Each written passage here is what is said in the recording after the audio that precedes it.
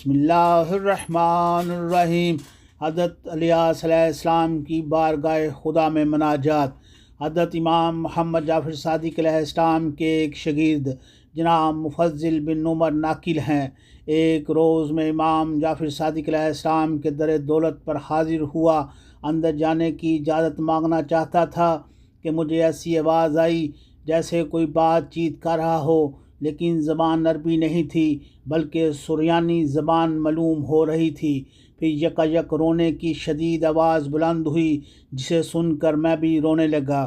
اسی دوران ایک لڑکا باہر آیا، اس نے مجھے اندر جانے کے لیے کہا تو ہم لوگ اندر چلے گئے اور امام محمد جعفر صادق علیہ السلام کی خدمت میں عرض کیا کہ ہم لوگ حاضر ہوئے، اجازت لینا چاہتے تھے لیکن سنا کہ آپ کسی سے بات کر رہے ہیں جو کہ عربی زبان میں تو تھی نہیں، البتہ ہمارا خیال ہے کہ سریانی زبان میں تھی۔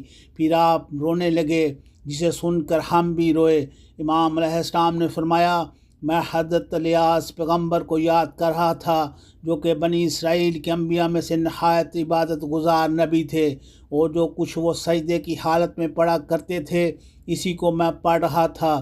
یہ کہنے کے بعد امام محمد جعفر صادق علیہ السلام نے ان جملوں کا ترجمہ ہم لوگوں کو عربی زبان میں بتایا کہ حضرت الیاس علیہ السلام سجدے میں یہ پڑھتے تھے، اے پالنے والے، کیا تو مجھے عذاب دے گا جب کہ میں تیری خوشنودگی کے لیے پیاسا رہتا ہوں؟ کیا تو مجھ پر عذاب نازل کرے گا جب کہ میں تیری خاطر خاک پر اپنا چہرہ رکھتا ہوں؟ کیا تیری جانب سے مجھے عذاب دیا جائے گا جب کہ میں تیری رضا کے لیے گناہوں سے بچتا ہوں؟ کیا تو مجھے عذاب میں مبتلا کرے گا جب کہ میں تیرے ہی لیے راتوں کو جاگتا ہوں؟ تو وہی نازل ہوئی، اپنا سر سجدے سے اٹھاؤ کیونکہ میں تجھے عذاب نہیں دوں گا۔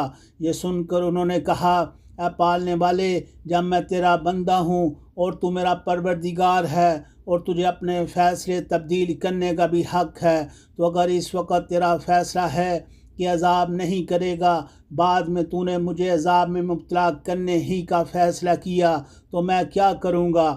تو پھر وہی نازل ہوئی، اے الیاس، سر اٹھاؤ، میں تجھے ہرگز عذاب نہیں دوں گا، کیونکہ میں اگر کسی چیز کا وعدہ کروں تو اسے ضرور پورا کرتا ہوں۔ الٰہ العالمین، اللہم صلی علی محمد وآل محمد۔